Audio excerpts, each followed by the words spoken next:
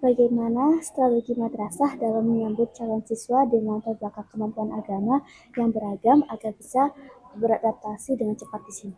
Baik, strategi madrasah untuk pembelajaran yang pertanyaan dimaksud itu salah satunya adalah dengan memakai tes ya, tes ini untuk menyaring sehingga kompetensi-kompetensi peserta didik yang baru inputnya lebih baik. Nah, menggunakan CBT, menggunakan metode wawancara agar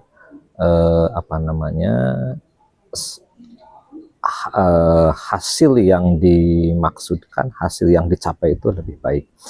Strategi selain menggunakan tes adalah dengan memberikan layanan yang baik, prima, agar merasakan kenyamanan ya, sehingga peserta didik ini dalam belajar itu lebih mampu menyesuaikan secara adaptif gitu. Itu yang pertama. Terima kasih jawabannya, Ustaz. Selanjutnya, banyak calon wali murid yang menitipkan harapan besar pada madrasah.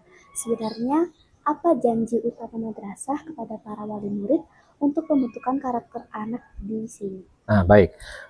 Kita punya program-program yang sangat bagus ya untuk ditawarkan kepada wali murid, seperti program di kelas unggulan ya. Kelas-kelas unggulan ini ada program tahfidz, ada kelas ma'had, ada olimpiade, ada KSM.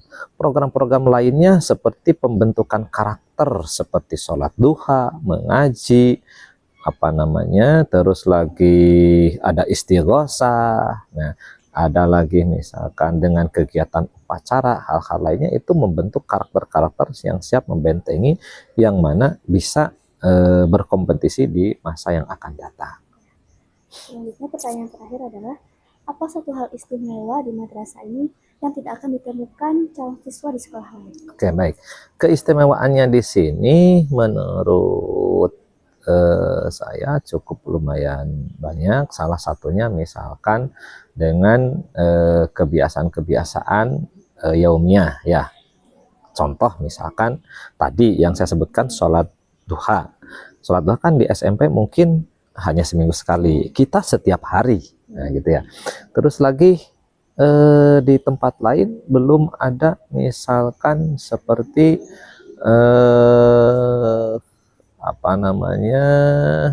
sholat tarawih ketika pondok Ramadan. Nah, misalnya di sini. Atau pula di ma'had ada pembelajaran kitab kuning. Nah, ini pembelajaran kitab kuning ini sesuatu hal yang spesial dan jarang sekali ditemukan di tempat lain kecuali di pondok pesantren. Ya, kalau sekolah ini ada kitab kuning itu hal yang sangat spesial.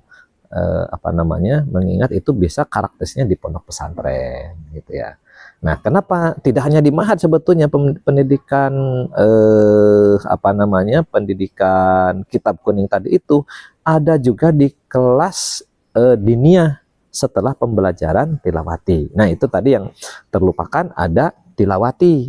Ya, ada tilawati, setelah tilawati ada pembelajaran kitab kuning untuk kelas lainnya selain kelas ma'had. Itu saya kira hal-hal yang cukup menarik dan tidak ada di tempat lain. Terima kasih atas jawabannya dan